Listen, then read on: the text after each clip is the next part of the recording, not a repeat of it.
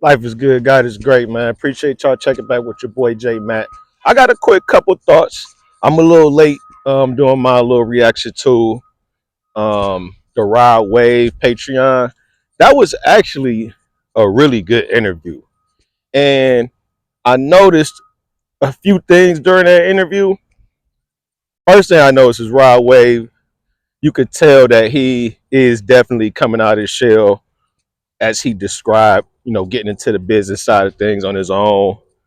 Um, like they said a few times, shaking hands, kissing babies, doing all that. He was pretty guarded in the beginning of the interview, but then once he loosened up and started talking about his passion, which is business and learning business and doing music, and talked about his uncle who was his manager who showed him the way. He gave a lot of game. During that interview, some of the game that he was giving off was motivational to Joe. And I noticed a lot of the artists that he interviews that are very business savvy. I'm not saying that it's only a few of them that are business savvy, but a, it's a lot of artists that come up there that are into the business, but they're more into the artistry than the business. And for those who take that business side real serious, Joe takes a liking to them in a different type of way. And I think it's because of the aspiration he has with his own business. And I think his spidey sense was going off when Rod Wave was talking about how in his merch sales he learned how to cut out the middleman, and he went from like I think he said like 14, 15,000, something crazy to like 14 million, or maybe he said 20,000 to 14 million. Whatever it was, the come up was crazy, and it got Joe to thinking. And then I was watching Elevation, and Elevation was talking about how the price of the brick was going up. That's what he titled his video. He was talking about how Joe mentioned, and I left a comment. Joe talking about raising the Patreon prices and the tiers. Now I've already talked about how I've been teetering on having my subscription to Patreon because I'm just not seeing the value. So if Joe raises the price of the Patreon without adding value, I don't know if it's going to work for me. And I do agree with what Elevation said. If you're going to increase the cost to be a Patreon member, a Patroni, as they say, I'm going to need another show. You're going to have to figure out Power Wives. For me, Power Wives is one of my favorite shows. So you're going to have to do more than one season of Power Wives in a year. You're going to have to keep it going like every quarter. You're going to have to add another show with switching up and rotating these cast members. But I'm not going to pay an increase in Patreon to get what I'm currently getting. I'm sorry. If y'all see the value in it and y'all could continue paying and actually pay more for what you're getting currently, like that's up to y'all. Y'all let me know if that's exactly what y'all gonna do, but I can't see myself doing it. And like Flip said, if they gonna automatically charge me, like I might have to do a preemptive cancel just to save myself a couple of dollars. I don't care. I don't care. If I don't see the value in it, I'm not gonna pay for it. And you're not gonna just automatically assume that you're gonna get money out of me because I'm a fan of yours. No. I'm not a blind fan. I just don't just support shit just for the sake of supporting shit. It got to be some value there. So Elevation was on point with that. Rod Wave definitely inspired Joe, I believe. And then Elevation pointed out the other side where Joe definitely did mention Mark's Patreon. Now, I'm not into the whole Patreon thing as much as these other guys are. Like I have no aspirations of creating my own. So I guess that Patreon ecosystem is like an animal of itself, right? So if you following that, if you into that, you making content over there, it makes a lot of sense for you to follow what's going on so you could be in the know.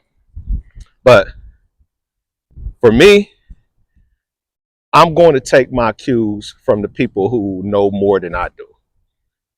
And Joe's taking cues not only from people that know more than he does, but from people that's actually just getting started, like Mark. And I guess Joe got wind of Mark's Patreon numbers, not his numbers, but what his tiers was doing. And yeah, I guess relatively the numbers that corresponded to the tiers. And he like, shit, if you doing that, I might be selling myself short. And I think there's a case to be made that Joe might be selling himself short. You know, I'm gonna wait for that video from Elevation to confirm that. But what I will say is, all content is not made equally, and the way you come in the game does say a lot to what's expected of you while you in that game.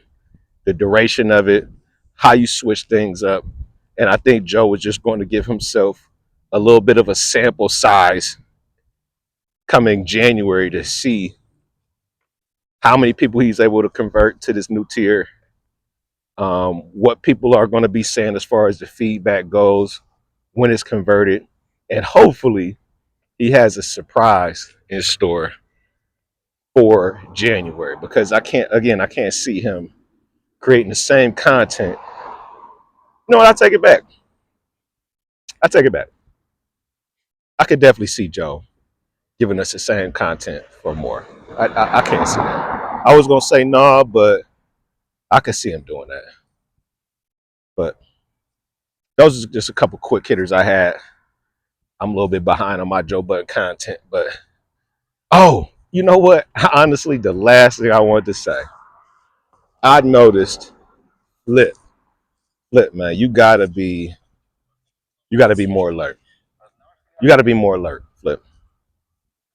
The amount of times I heard you yawn during this Patreon episode, the last one that just dropped, you got to get some type of control over that.